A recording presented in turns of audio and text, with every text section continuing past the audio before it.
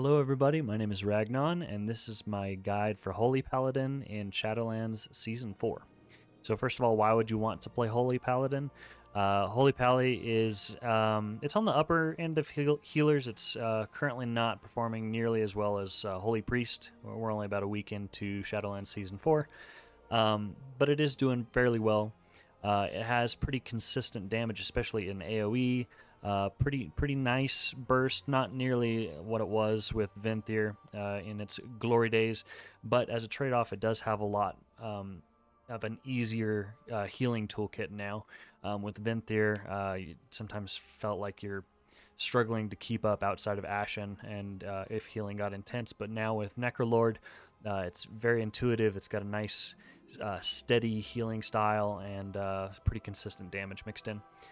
If you like playing melee DPS, then this is a good fit for you. You'll feel right at home, up close and personal, hitting things, dealing damage, and just the healing just happens. So let's talk about, before we talk about the talents and stuff like that, I do want to show you a quick resource that you might not be familiar with. I've been getting some comments on my other guide videos. SubCreation. If you're not familiar with SubCreation, this is an incredible tool that you can use to figure out what all the best players of any given spec or class are doing currently. So it's subcreation.net. We're going to go here to Mythic Plus Season 4, and you can see it has ranked in real time all of the best specs, along with all of the dungeons that are being completed at the highest key levels. So you can see right here on the healer tier list, we've got Holy Pally in B tier. And so right here, it's aggregated logs from all of the top parses, all the highest time keys, and it'll give you information on talents, legendaries, what covenants everybody's using, soulbinds, conduits, and then combinations of all of that. And then if you want more detail, for example, you can see right here, 51% of Paladin players are currently at least logged Paladin players are using this talent setup. And if you want, you can click here and see what the max key is, and dive in a little bit more and look at the actual log that information is pulled from. So very handy tool, always a good resource to keep yourself grounded as the meta changes and stuff like that, so you're not just relying purely on fieldcraft. You're actually using data to reinforce what you do. So let's go over a couple things. First off, the most common talent setup that everybody's using is Light's Hammer. That's because this deals the most damage out of any of the talents on this row. You just throw it down. It's a short 1-minute cooldown. Just deals nice damage, and when you're using wings and other kind of damage amps and stuff like that, it can deal quite a bit of your overall damage in a dungeon. Judgment of Light is mainly used because there's not really a great other talent on this row, so you're going to be having consistent judgments on your targets, so it's some nice passive healing, especially on bosses or any kind of single target fight. Blinding Light provides a nice AoE interrupt. It'll disorient them for a short period of time. Usually it'll break instantly. It's just a quick interrupt for when there's lots of casters in a group or something like that, or you need to stop. In the 35 row, you're going to be using Unbreakable Spirit.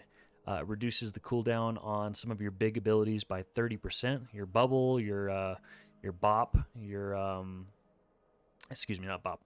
Your Bubble, your Divine Protection, which is your defensive, your 20% reduced damage, reduces it from a minute down to 42 seconds, which is really nice. And then also your Lay on Hands, it's going to reduce the cooldown on that.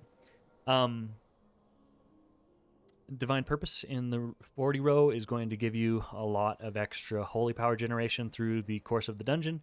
Anytime you spend holy power on an ability, it gives you a 15% chance to make your next holy power ability free, and also it's more effective. It deals 20% extra damage and healing. This is really nice. It helps keep further uptime on wings. You can have a very high uptime on wings through the course of a dungeon with this next talent. In the 45 row, you're going to take Awakening. There's really no compromising on this. This is just by far the best. This makes it so that your holy power abilities that heal will give you a 15% chance to just get wings for free for 10 seconds. So very nice. With Necrolord, you're going to have a lot of extra holy power spending because of how Vanquisher's Hammer and everything works. And that combined with the extra procs that you get with Divine Purpose means that you have wings up a lot of time, which increases your damage and your healing. So it's very, very good. And in the 50 row, Beacon of Faith is what you'll want to run. It feels really great to have. You have 2 beacons now. You can throw one on your tank and one on your squishiest range DPS. I usually throw it on like mages, hunters. If you only have one ranged DPS in your party or something, then I would just throw it on them.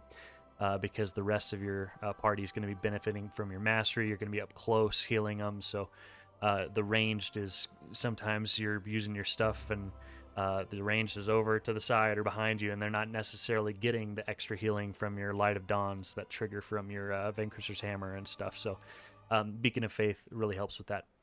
I do want to quickly go over some other options real fast. So you can see on SubCreation there are a decent amount of people holding out on Kyrian. Actually, 12% of logs are running Kyrian, and it's Timon plus 22. That's nothing to scoff at. So there definitely is a viable playstyle still with Kyrian, and with that, you're going to want to switch to Crusader's Might.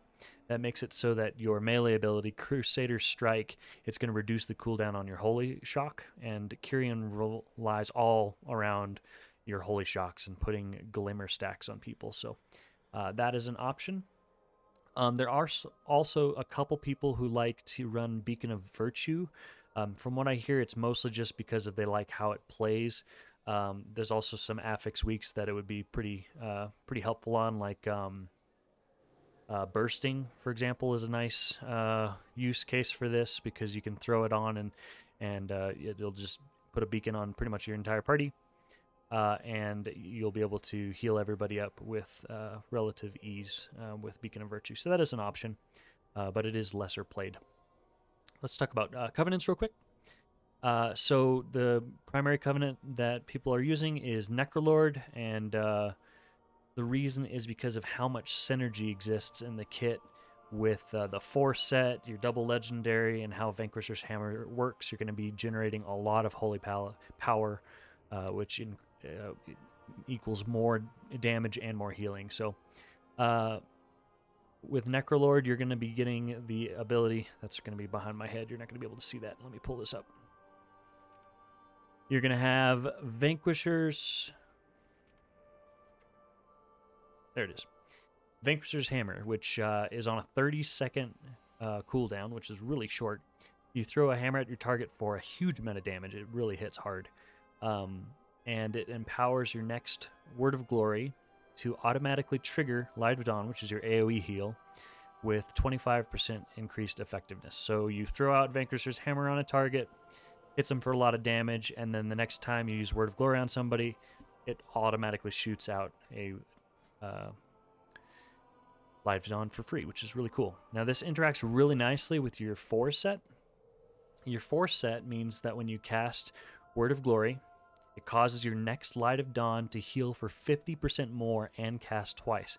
Now this automatically happens when you use a Word of Glory that's empowered by Vanquisher's Hammer, because it's automatically casting that Light of Dawn. So that means that Light of Dawn is going to heal for a ton.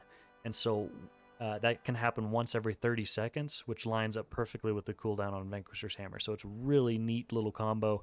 That just essentially means that when you're in a dungeon, once every 30 seconds, you throw out your hammer, and the next time you Word of Glory somebody, it's going to be pretty much a full party heal if you're facing the rest of your party. It's very, very strong. And then the 4 set, each target that's hit by Light of Dawn has a 50% chance to reduce the cooldown on your wings by 2 seconds. So the more Light of Dawns that you're throwing out, the further cooldown reduction on wings that you get. Bit cool. Let's talk about legendaries real quick. So you're going to be running your Unity legendary, which for Necrolord means that you get 2 charges of Vanquisher's Hammer. And then an additional cast of Word of Glory will automatically trigger Light of Dawn. So it makes it so that each time you use Vanquisher's Hammer, you get to use your Word of Glory thing twice. It does the interaction twice. So your typical combo would be like Vanquisher's Hammer, and then you'd Word of Glory, which would shoot out a Light of Dawn, and then you Word of Glory again, it shoots out another Light of Dawn. That'll be your holy power spending. So that's very strong. And then what most paladins are using in keys right now to up their damage is Vanguard's Momentum. This is actually a Ret Paladin legendary. And you can get this, now that Castle Nathri is back in the rotation, you could get it from the bosses there, or you can also buy it in Haven from the little dredger dude by the innkeeper. You can buy it for one of the different currencies and buy it that way. So it makes it so that your Hammer of Wrath has an additional charge, and also it gives you a stacking buff that increases all of the holy damage that you do. So very, very strong. It ups your damage by a good amount. There are other legendaries that people are using. Let's take a look here. Another contender is Mad Paragon. This gives a similar amount of damage. It's very, very close. It just functions in a slightly different way. Instead of giving you an extra charge of Hammer of Wrath, it just makes your Hammer of Wrath deal straight up 30% more damage, and also it prolongs your wings. This is also the legendary that you use as a Holy Paladin in Raid. So if you're just looking to build one legendary that's going to work for everything, Mad Paragon's probably your best bet. I'm sorry, I'm thinking Prot Pally. You use Maraud's in Raid. Excuse me. Pardon me. You use Mad Paragon if you're playing Prot Paladin in Raids. The healing legendary would be Maraud's. This makes it so that when you cast Light of Dawn, which also applies to your triggers of Light of Dawn when you're using your Vanquisher's Hammer deal, it makes it so that your next Light of the Martyr is a very strong single target heal, and it also triggers beacon healing, which is usually the weakness of it. And instead of damaging you instantly, it's spread out a little bit, so you have less of a chance of doing lethal damage to yourself when it's combined with a mechanic. So that can be a nice option. You can see 11% of paladins are using that. That can be pretty good on really healing intensive fights. I'm thinking like Medivh. If you're not so worried about damage and you really just want to, pump out the most healing possible, that can be a good option. A lazier option is Shadowbreaker. This just straight up increases your Light of Dawn's range to 40 yards, which means it's as long as you're facing somebody, it's pretty much going to hit them. And then also, everybody that gets hit by your Light of Dawn counts as being within maximum effectiveness range of your mastery. And then also, your Word of Glory is going to be even stronger, benefiting from mastery. So that can be an option. I don't really run that. That's my PvP legendary. But if I had to recommend, I would say go with Vanguard's Momentum for Mythic Plus, as a strong option. So we've gone over Covenant, talents, legendaries. Let's go over Conduits real quick. As a Holy Paladin, in keys, you're going to use Ameni. The biggest reason that Paladins are using Ameni is because of this trait right here, Lead by Example. So anytime you use Vanquisher's Hammer, it's going to increase your intellect by 5%, and it's also going to buff up all your allies nearby with 2% of their primary stat. And then by everybody that you buff up, you get an additional 2%. So you can get a lot of intellect from popping Vanquisher's Hammer. And the reason this is so strong is because Vanquisher's Hammer is only on a 30-second cooldown. So you're getting this benefit a lot, and you're giving it to your allies a lot. For your potency, you're going to want to run with the Covenant potency, Righteous Might. That makes it so that your hammer deals way more damage, 220% increased damage, and it's also going to give you a nice heal for 50% of the damage done. You can see on my tooltip right here, deals 10,900 damage, so you're going to be healing up for 50% of that every time you use it, which is a nice bit of single target sustain. And then Light's Barding, this makes it so that your steed lasts longer. You get double benefit from your horsey. Shielding Words, this makes it so that when you Word of Glory somebody, it's going to give you a shield equal to 33% of that. So that's going to be a lot of self-sustain. Anytime you're healing somebody else with Word of Glory, you're getting a nice shield. Not too many good options right here in the Endurance for Holy Pally, so we can use Golden Path. That makes it so that your Consecration heals while you're standing in it, and you, as a Holy Paladin keys, you're wanting to deal as much damage as possible with Consecration. You want to have that up 100% of the time, so you're always going to be standing in that. So that's a nice bit of consistent benefit. Focus Light makes it so that your Holy Shock's critical effect chance is increased by 11%. You're going to be Holy Shocking a lot. It's your most important ability to keep on cooldown, so any way we can buff that up is good. And then this is a pretty cool conduit, Echoing Blessings. This makes it so that when you cast Freedom or you sack a target, it gives an additional benefit. So Freedom makes them move 11% faster, and then sack further reduces the damage that they're taking by 11%. So not only are they reducing the damage that they're taking by 30%, it's now 11% stronger. And these effects linger for 8 seconds after the ability ends, so makes them even stronger than they already were. There are people who are using Merleth, and I'm assuming that's because of, first of all, the mastery benefit is much better. Also, the defensive abilities of Merleth are very strong with things like frictionless coating. Kevin's Oozling is just awesome. This is really more so a raid soulbind, but you can see right here if we go to soulbinds, 34% are still using Merleth, so it's definitely a viable option. But the majority are using Emeni right now. Okay, and again, any information you can see here on the different abilities that conduits you can take. Next, let's talk about playstyle. So when you first get into a dungeon, the first thing that you want to do is you want to put your beacons on the correct targets. So you want to go ahead and throw a beacon on the tank, and then a beacon on your squishiest range DPS. Again, I usually like to throw it on like mages, hunters, ranged or melee, so they can be a little squishy if they're not playing well in melee. Things like shadow priests and warlocks, those are a little less squishy. You can, if you have another range, you can avoid putting them on those, but same with moonkins. But if you only have one ranged, I would just throw it on them. And then when you get in, you pick a secondary stat. I'm kind of playing around with this right now. I haven't fully decided which I like better, haste or verse. You definitely get a higher amount of value from haste. But that being said, my stat weight is not perfect right now. So I've already got 30% haste, and I don't have a whole lot of versatility. Your stats that you're wanting to prioritize as a Holy Paladin in keys is haste and verse. Verse will increase the amount of damage that you do and also decrease the damage that you take, and haste just kind of makes your spell rotation a lot smoother, and just gives that positive feedback loop with generating holy power and spending it. So I haven't really decided yet. I can say currently I'm enjoying verse a little bit more.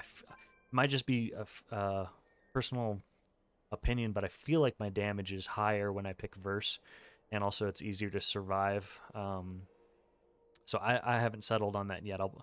I'll let you know in the comments as the season develops. We're only a couple days in here, so you can take your pick there. I would recommend either haste or verse. When you go into a pull, if you're wanting to deal the maximum amount of damage, then you pop your wings. You want to be standing in your consecration 100% of the time. That's going to be the majority of your damage over the course of a dungeon. Let's just look over this damage breakdown real quick of a gambit I did last night. So I did 5.6k over the course of the dungeon. DPS. My number one damage was consecration. That's going to be your biggest, because anytime you're in an AoE pull, it's uncapped damage. It's very strong, and anytime you have wings up, it's amplifying the damage of that consecration. So that's going to be number one priority for dealing damage. Hammer is a really strong, both of your hammer. You got your Vanquisher's Hammer and your Hammer of Wrath. Those are very strong for single targets. So if you're in the middle of wings and you're on a boss or something like that, those are going to be your primary sources of damage for single target fights. Vanquisher's Hammer just hits like a truck. Anytime you have Hammer of Wrath, you want to make sure that that stays on cooldown. You can only use it while you're in wings or while the target is in execute range. And then right here we have Light's Hammer. Usually it can be a lot higher. I was probably not the best about using it consistently on AoE pulls, but you want to time that with your wings so you're getting max benefit. So that's kind of the gist of damage. Your Holy Shock you want to keep on cooldown. If there's no healing to be done, then you can go ahead and use it on enemies to deal damage. I use mouse over macros, and so I'll typically have an enemy targeted, and I'll be healing as need be with Holy Shock and stuff. And if I don't need to be healing, then I'll just go ahead and use it on the enemy. Keep your Judgment on cooldown. Crusader Strike is a priority, but it's not as high as the other stuff. You want to have Holy Shock on cooldown. You want to have your Judgment on cooldown. You want to be standing in your Consecration all the time. And then if you have free globals, then go ahead and Crusader Strike to generate Holy Power. When you need to do big chunks of healing, so the typical way that you would top off a group is by using Vanquisher's Hammer if you haven't yet. The buff from Vanquisher's Hammer lasts for, I believe it's 18 seconds. It doesn't actually say on the tooltip. Off the top of my head, I think it's 18 seconds. And it's on a 30-second cooldown. So if you haven't used a Vanquisher's Hammer, then you go ahead and use Vanquisher's Hammer.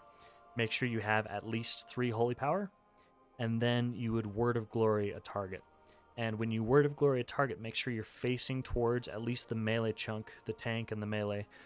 Sometimes you can't hit range and stuff like that, but that's just the way it goes. When you Word of Glory a target, it's going to deal a lot of healing to that target, and it's also going to shoot out a Light of Dawn for an incredible amount of healing once every 30 seconds, and that's because of your 2-set. And so that would be, and then you can generate more Holy Power, and you can Word of Glory again and get that same effect. It's not going to be as strong, though, because it only gets the super strength from your 2-set once every 30 seconds. So that's your typical main way of healing, is to Vanquisher's Hammer, and with 3 Holy Power, heal a target, and it'll heal up everybody that's within the cone of your Light of Dawn. Outside of that burst healing, just your normal sustain healing, you can do Holy Shocks to heal people. In a pinch, if you need to be moving and stuff like that, you don't have Holy Power built up, you can use Light of the Martyr.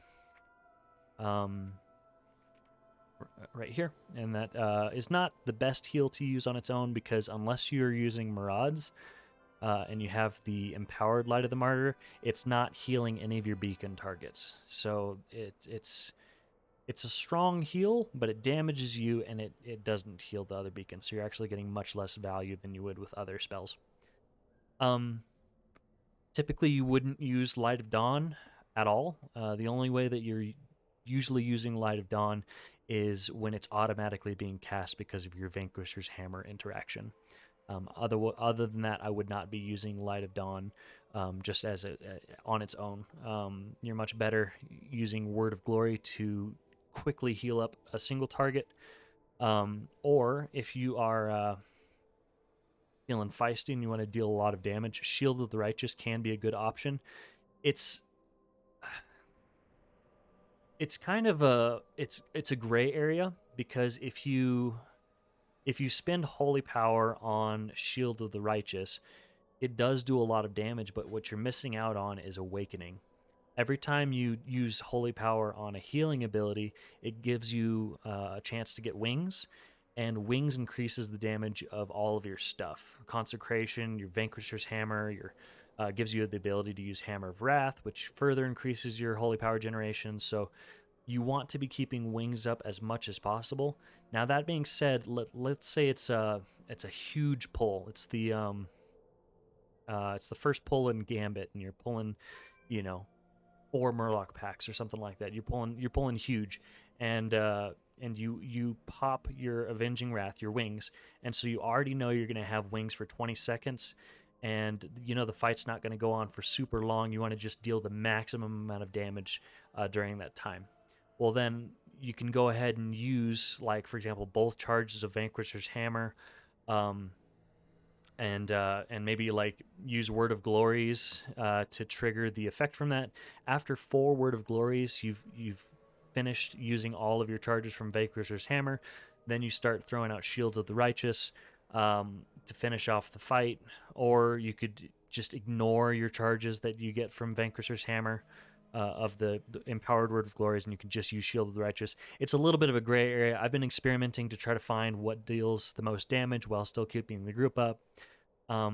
Obviously, you want to be using those charges that you get from Vanquishers, but I don't know. I haven't settled on that yet. I'm still experimenting, but definitely something to play around with. So that's a general playstyle. Trying to think of some other tips and hints.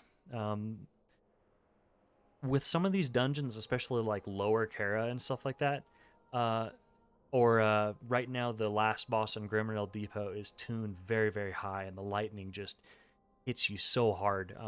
And so hopefully that gets tuned down a little bit. But moments where melee is really, really unfriendly, you can play from range, especially during wings.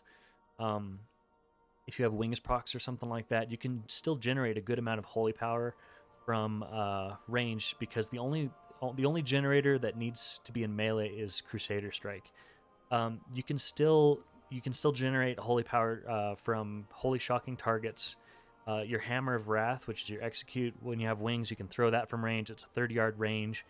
In a pinch, you can also, like, let's say that I'm the tank, you can also cast Holy Lights or Flash of Lights on your tank, and that will generate holy power. So if there's downtime and you're kind of like,